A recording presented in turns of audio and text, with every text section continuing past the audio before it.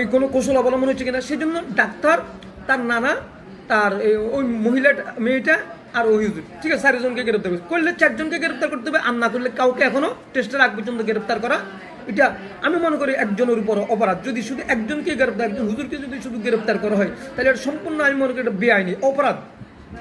তাহলে এখন অহেতুক যে হুজুরকে যে গ্রেপ্তার করে এই যে মানুষ মিডিয়া প্রচার করতেছে, এরকম গ্রেপ্তার করে মিডিয়াতে প্রচার করতেছে, এরকমভাবে একজনের উপরে দায়ভারটা চাপাই দিচ্ছে, কোনো চূড়ান্ত কোনো তথ্য না জেনে একজনে বলছে ফুট করে ওর অপপ্রচারটা আমরা মিডিয়াতে শুরু করতেছি। তারপরে বিভিন্ন প্রচারে আমরা প্রচার করতেছি। আমরা আল্লাহর কাছে কী দায় দিব? আল্লাহর কাছে কী দায় দিব? জনগণ কী দায় দিব? মুসলিম সমাজ কী দায় দিব? ওলামা ইকরাম কী দায় দিবেন? ইমাম খতিবরা কী দায় দিবেন? রাহমাতুল্লাহি ওয়া বারাকাতুহু। সম্মানিত প্রিয় দেশবাসী, আপনারা অবশ্যই আরো কান, চোখ, বিবেক আরো খুলতে হবে। আমাদের দেশের মানুষ সবাই সরল মনা মানুষ, সবাই আমার মতো একদম মানে সরল, মানে যেটা সরল বলে যেটা সর্বোচ্চ সরল, যেটা বিশেষ করে যারা ফেসবুক চালায় এরা তো আরো সরল।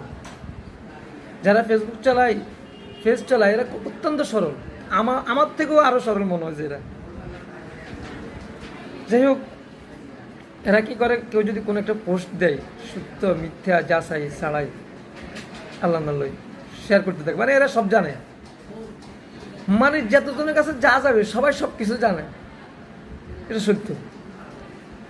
যেমন দেখেন আপনি ফেনীর ঘটনা, ফেনীর একজনে একটা মেয়েকে কি করলো, তার আপন সৎ, আমি বলতেও আমার থেকেই দুস্থবোধ মনে হচ্ছে, আপন সৎ তার লোকেই কি করছে, মেয়েটাকে কি করলো, যা করার আছে করছে।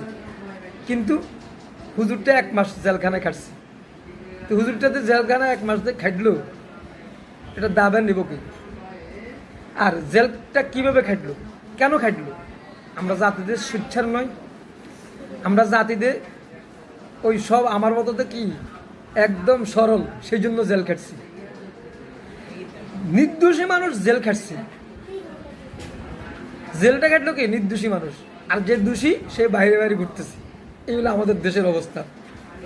আপনারা দেখেন নাই শাপলা চত্বরে মানুষ শহীদ হয়েছে। শাপলা চত্বরে অনেক মানুষ কি হয়েছে, রক্তাক্ত হয়েছে। সেটা পরে আমরা জানতে পারছি মিডিয়ার মাধ্যমে। সেখানে তারা রক্ত না, এটা হচ্ছে রং মেখে তারা ওইখানে শুয়ে আছে। আমাদের বাংলাদেশে যদি এটা করতে পারে, এটা তো সাধারণ বিষয়। একজন, এটা তো দেখা যায় না, যেটা কেউ কাউকে যদি দর্শন করে এটা তো দেখা যায় না, কে করছে না করছে দেখা যায় না। পরে একজনের নাম বলে দিলে তো চলে। এটা তো আমাদের দেশে অহরহ রয়েছে। একজন আকাম করে, আরেকজনের গায়ে কামটা লাগে, এই হলো পরিস্থিতি।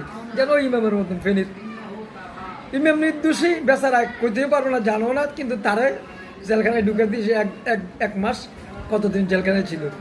আর এখানে দোষী দেয়, সেই বাইরে বাইরে করতেছে, পরে না দোষী প্রমাণ হচ্ছে। এগুলো আমাদের অবস্থা। আগে যাওয়া বেড়াচ্ছে হইব, এক পাক আগে পিডিয়ে লাই, ইয়ারও আগে ভাইরাল করে দিই, ইয়ার পরে যাওয়া বেড়াচ্ছে হইব, হরে টরে যা। এই জন্য বলতেছে আমাদের জনগণটা একদম অত্যন্ত, মানে আমার মতো সরল ওড়ি বলি, একদম সরল, এটা সরল। আর আমাদের যারা দেশ পরিচালনা করে এরাও অত্যন্ত সরল। আর যারা এই আইন আদালতগুলো কাজগুলো, এরাও আরো সরল। মনে করেন আমাদের আইন আদালতগুলোর উপরে তারা আমরা আশ্বাস রাখি, এরাও আরো সরল। এই হলো পরিস্থিতি। মানে আমি দোষ দিচ্ছি না। আর যেমন দেখেন আরো একটা ঘটনা, এখানে যে নেত্রকোনার একটা ঘটনা, সেখানে হুজুরে ভাষা দিয়েছে। কি এক আজব দেশ, হুজুরে ভাষা দিয়েছে। অথচ সেখানে 7 জন, একটা হলো মেয়েটা তো সত্যিকারে বলতে পারবে কোথায় মেয়ে, আর একটা লোকে ওইখানে তার নানার কথাও প্রকাশ আসছে। তাহলে নানাকেও গ্রেপ্তার করা হয় নাই, মেয়েটারও গ্রেপ্তার করে না। কারা গ্রেপ্তার করছে? ওই দাঁড়িয়ে যারা মামা খালু আছে ডাক্তার, যেমন মহিলা ডাক্তার, সে মহিলা ডাক্তারের কাজ কি? এটা প্রচার করা, ইউটিউবার আনি প্রচার করে, এটা কি মহিলা ডাক্তারের কাজ নাকি ডাক্তারি ট্রিটমেন্ট দেওয়া? বলেন।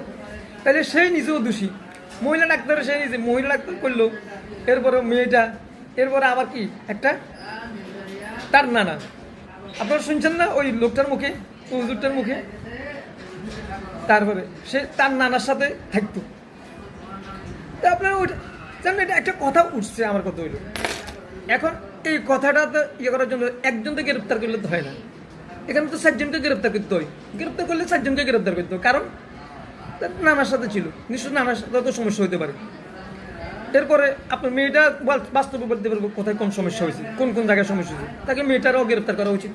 এরপরে আপনার আচ্ছা ঠিক আছে, হুজুরের নাম উঠছে, হুজুরকে গ্রেপ্তার করছে 3 জন, এরপর ডাক্তারটাকেও গ্রেপ্তার করতে হবে, কারণ ডাক্তারটা বাইরে কেন করলো বিষয়টা এক, আর নিশ্চয় এর লগে কোনো লিয়াজ হয়েছে কিনা, কারো কোনো কমিটমেন্ট হয়েছে কিনা, কোনো সমঝোতা হয়েছে কিনা টাকার।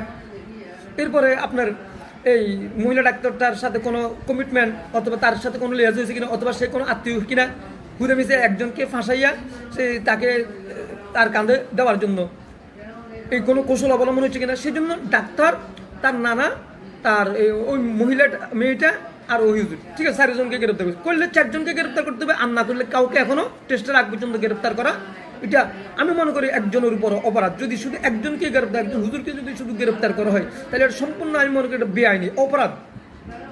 তাইলে আমরা সম্পূর্ণ অপরাধ এটা, একজনকে গ্রেপ্তার করলে 4 জনকে গ্রেপ্তার করতে হবে একটা টাইমে। এরপরে গ্রেপ্তার না করলে কাউকে টেস্টের আগ পর্যন্ত কাউকে গ্রেপ্তার করা যাবে না। এটা হলো আমার বিবেক, যেটা আমি, এটা তো বিবেক, সবাই মানুষের প্রশ্ন, এটা তো প্রত্যেক মানুষের এটাই তো বিবেকটা, তো এটাই কাজ করবে, করলে তো 4 জনকে করতে হবে, যারা 4 জনের নামে কি সমস্যা। আর যদি গ্রেপ্তার না করে তাহলে কাউকে গ্রেপ্তার করার কোনো প্রশ্নই আসে না, যতক্ষণ পর্যন্ত টেস্ট না হবে এটা কার কি কোথেকে আসলো, টেস্ট যতক্ষণ পর্যন্ত চূড়ান্ত না হবে ততক্ষণ পর্যন্ত কাউকে গ্রেপ্তার করা যায় না।